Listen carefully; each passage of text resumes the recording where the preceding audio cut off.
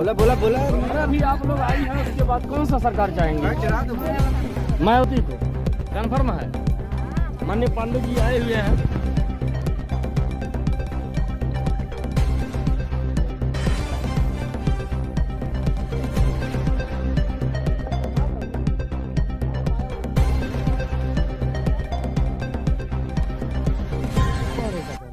किसी और को नहीं देंगे? तो क्या वादा किए पांडे जी? अच्छा, युवा है, ये देश का भविष्य बदलेंगे, बदल देंगे। क्यों, कुछ बताएंगे? अरे बताएंगे कुछ, मायावती भी जिताएंगे। अच्छा, आज जैसे इनकी सरकार बन रही है, आपकी कन्फर्म बन रही है? काहे देंगे? राशन भी तो मिल रहा है फ्री। और कुछ इतनी महंगाई है। हाँ। कौन महंगाई है?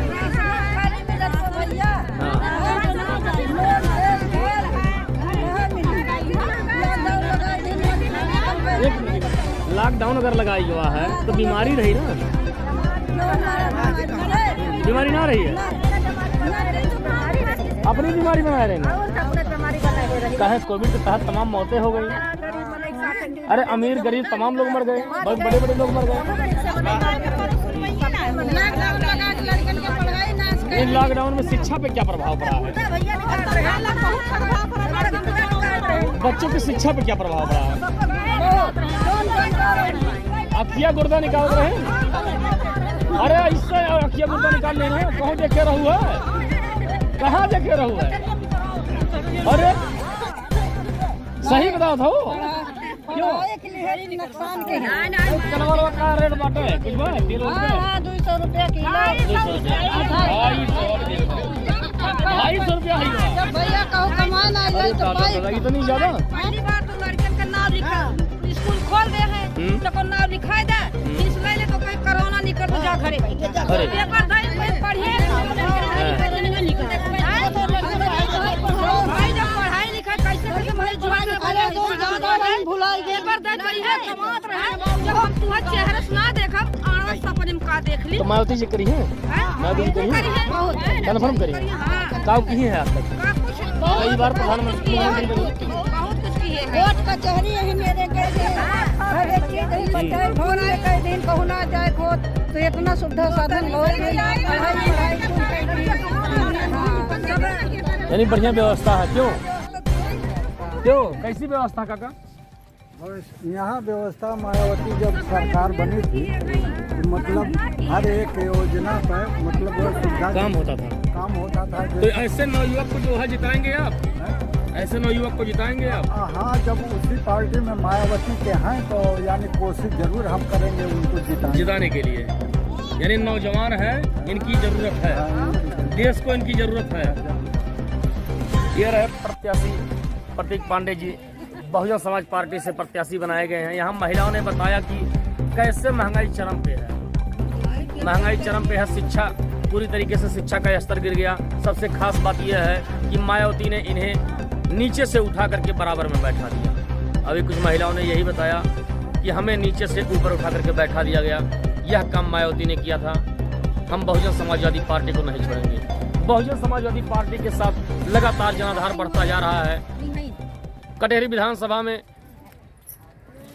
ही नहीं, अंबेडकर नगर मायावती का गढ़ माना जाता था। अब की बार पूर्ण बहुमत की सरकार बनाने का ये लोग जो लक्ष्य रखे हैं, देखते हैं तो 10 तारीख को क्या होता है। मैं अरविंद यादव, IVN 24, अंबेडकर नगर, विशाल यादव के साथ। जानकारी ये बताइए, बसपा से आपको पहली बार जो है यहाँ से चुनाव टिकट दिया गया है। इसके पहले माननीय मंत्री जी भी थे, तो क्या कुछ प्रभाव पड़ेगा? बहन कुमारी मायावती जी उत्तर प्रदेश में एक बहुत ही सशक्त नेता है और खासकर अंबेडकर नगर में जब पिछली बार कहते हैं भाजपा की लहर थी पूरे प्रदेश में, तो भी 5 में से 3 विधानसभा बहन जी ने जीती। और कटहरी में तो पिछले 25 साल का रिकॉर्ड उठा के देखिए, 90% बार आपको बहन जी का ही प्रत्याशी जीतता दिखेगा। तो प्रत्याशी बदलते रहते हैं, वो हाथी की ताकत होती है, बहन जी की ताकत जो बार बार विधायक यहाँ से बनती है। बहन जी की सरकार आने के बाद क्या नौजवानों के साथ में जो है जो ये पार्टी अन्याय कर रही है, पूर्व की जो है सरकार अन्याय की थी, क्या नौजवानों को नौकरियात की व्यवस्था की जाएगी?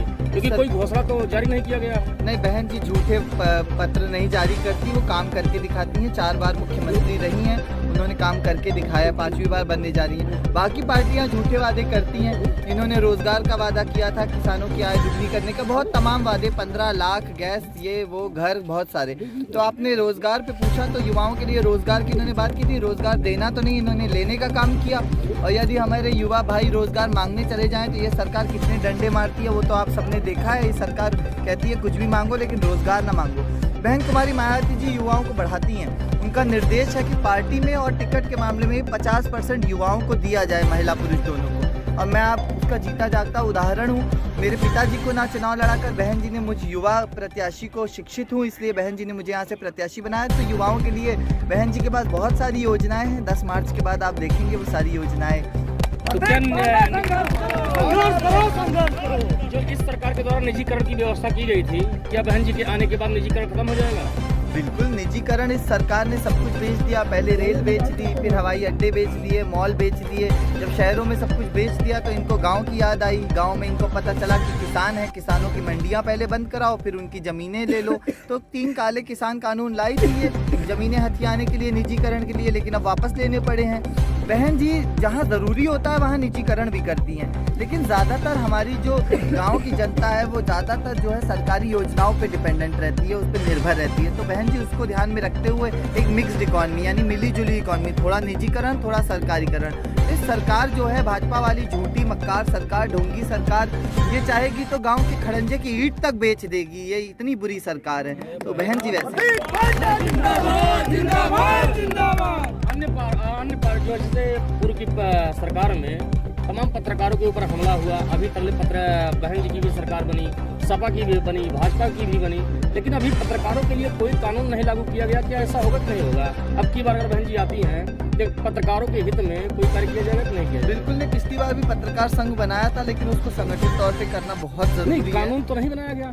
नहीं बिल्कुल, क्योंकि एक संघ जैसे किसानों का होता है वैसे पत्रकारों का भी है। लखनऊ में पता नहीं उस किस सुचारू रूप से चल रहा है कि नहीं, लेकिन पत्रकारों को ही छोड़िए, आम जनता के साथ ये गवर्नमेंट ने कितना अन्याय किया। हमने देखा हाथरस में कैसे आधी रात को बेटी को जलाया गया, कभी कहीं कोई इनकाउंटर हो जा रहा है, गाड़ी पलट जा रही है। ना हमें बुलडोजर की सरकार चाहिए, ना हमें गुंडा सरकार चाहिए सपा की, क्योंकि भाजपा की सरकार बुलडोजर की सरकार है और सपा की सरकार गुंडा सरकार है। हमें कानून का राज चाहिए। तो बहन जी के राज में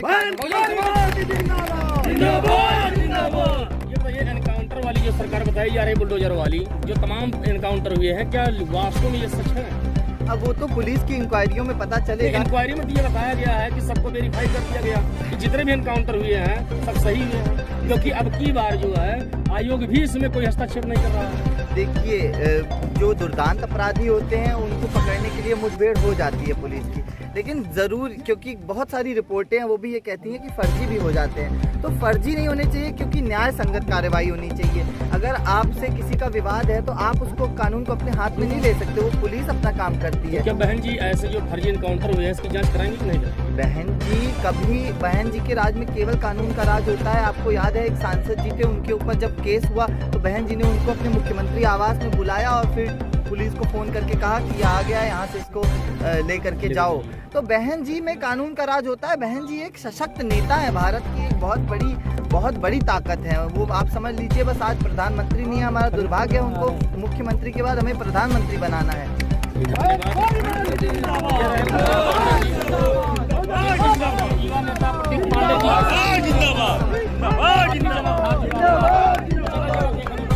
काफी संख्या में लोग बसपा के साथ जुड़ते हुए जा रहे हैं। युवा प्रत्याशी ने क्या कहा अभी आपने सुना। मैं अरविंद यादव, IBN24, अम्बेडकर नगर।